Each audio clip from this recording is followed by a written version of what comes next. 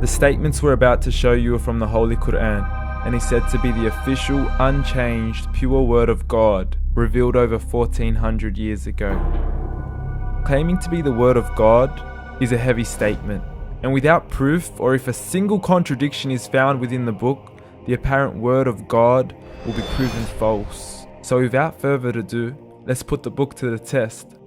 In the 23rd chapter, titled The Believers, from the 12th to the 14th verses, God is said to give a detailed description of how the human being is formed. It begins by saying, "We then placed him as a sperm drop in a place of settlement, firmly fixed. Then we made the drop into a alaqa." We will translate this word very soon. "And then we changed the alaqa into a lump. Then we made out of that lump into bones. And then we clothed the bones with flesh. Then we caused him to grow and come into being and attain the definitive human form." In the 21st century, we can now safely say that this verse is clearly describing the process of human development in correct chronological order. However, what we should be paying attention to in particular is the second stage, referring to the development of the embryo.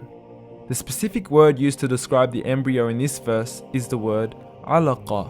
The word alaqa, when translated into English, can mean three separate things. Firstly, a blood clot, or to be suspended, that is to be hanging or clinging to something, or thirdly and finally, a leech. Now, all three definitions don't come anywhere near what we perceive to be the human embryo. So, why are these words used, and what significance do they share with the human embryo? Can the embryo be described as a blood clot? Well, what do you think? In the third week of embryonic development, a tubular heart joins with the blood vessels to form a primordial cardiovascular system, and by the end of the third week, the blood is circulating and the heart begins to beat on day 21. The first thing that comes to mind in regards to being suspended or hanging is the umbilical cord. But we can't use that example because we are simply referring to step 2, before the baby has even formed. But we now know today that the umbilical cord is formed from the connecting stalk.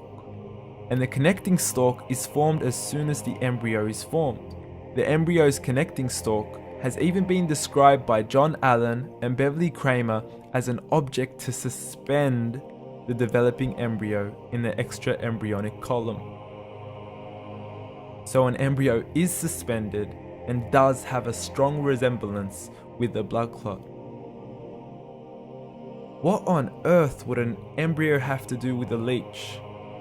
Figure A shows the structure of an embryo at 25 days.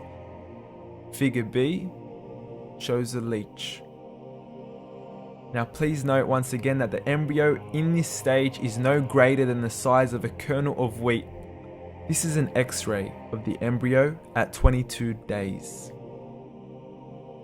This is the internal structure of a leech. It's mind-blowing stuff, but you still haven't seen anything yet. This is the head of the embryo at 22 days. The detail you are seeing right now is absolutely impossible to be seen with the human eye and can only be seen with a microscope. This is the back end of a leech. There's no other words used to describe this other than mind-blowing. The pictures we have shown you are impossible to be seen with the human eye or even to be predicted by the human mind. Once again, the verses we have shown you were revealed over 1400 years ago to a man who couldn't read nor write. Are these the words of God? Descriptions of the human embryo in the Quran cannot be based on scientific knowledge in the 7th century. The only reasonable conclusion is that these descriptions were revealed to Muhammad from God, from God, from God, from God.